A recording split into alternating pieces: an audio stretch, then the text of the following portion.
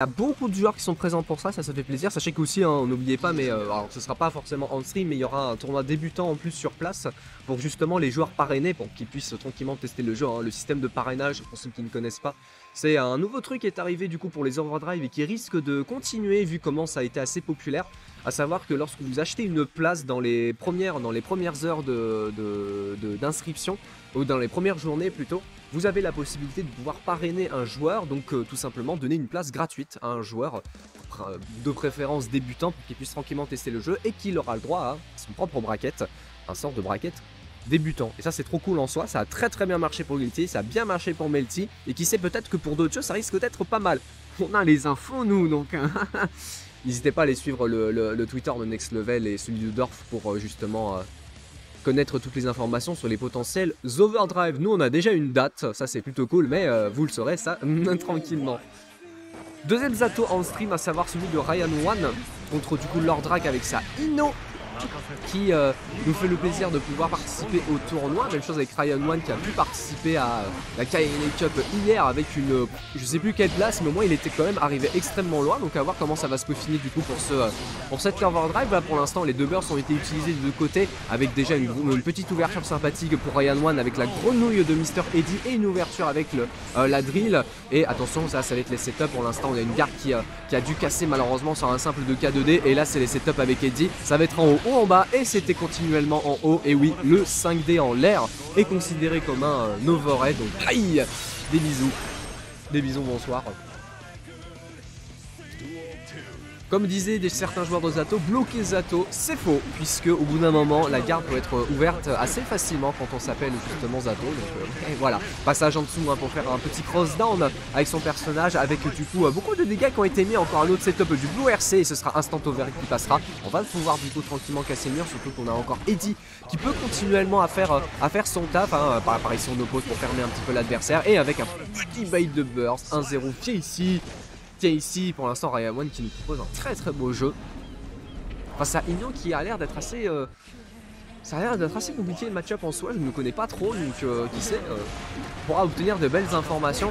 Pour l'instant le oppose qui continue encore à casser un petit peu les tentatives de défense de l'adversaire. Au moins on a pu prendre des bons petits dégâts, mais pas de mise au sol malheureusement malgré la double touche sur le stroke. Oh ok d'accord, on a pu faire un simple dash avant pour éviter le chemical je crois que ça s'appelle le chemical love.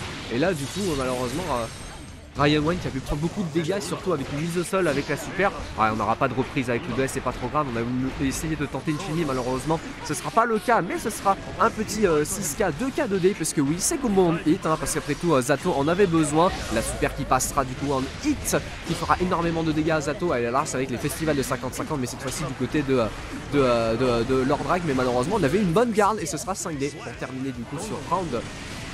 Pour l'instant Ryan One qui est dans une bonne phase pour l'instant, c'est cool.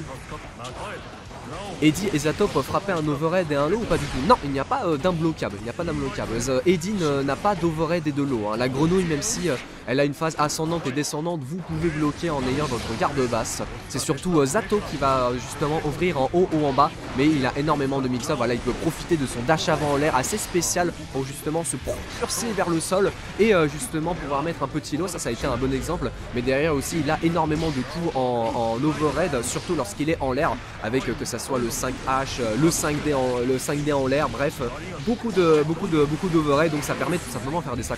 Voilà, c'est comme ça comment ça fonctionne. Par contre Landra qui commence déjà à peut-être balancer son petit vortex. On va essayer de tenter le reversal pour essayer justement de reflect le projectile. Normalement ça passera pas, on aura un petit bonus positif sympathique, mais il va falloir quand même bien temporiser au max, surtout que là on a réussi à placer le setup avec pour l'instant une bonne garde. Ouah, aïe aïe aïe, décalage closes pour prendre le backdash. Il a été très beau, GG. Ryan One qui a déjà un bon 2-0 quand même, hein. Le gagnant de ce match ira affronter... On n'aura pas forcément des infos, voilà. On est au tour 2 pour l'instant du tournoi, donc on sait pas trop qui va affronter l'un des deux joueurs s'il gagne. A voir si Ryan One va essayer de concrétiser un petit peu son 3-0. Pour l'instant il a eu le setup avec Eddy, hein, ouverture en saut H, avec quand même le combo en 5D, avec burst contre burst, mais malheureusement c'est sur Lydrodra qui aura raison. YRC pour au moins reprendre l'avantage positionnel, et la grenouille qui réussira à prendre en entière, malheureusement n'aura pas les combos, et encore une fois les full overhead qui donne beaucoup de dégâts. Malheureusement ça ne tuera pas. Va falloir bien se défendre hein, par contre du côté de Ryan One. Mais là on a réussi à bien défendre, se défendre et à faire un simple whiff punish de S, balle de match. Extrêmement solide hein, pour l'instant. Très solide. Hein. Beaucoup de bonnes choses là.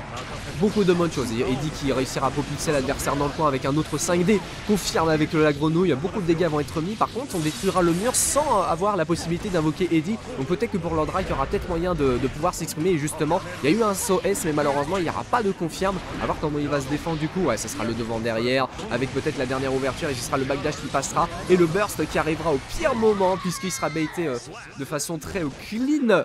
Et 3-0.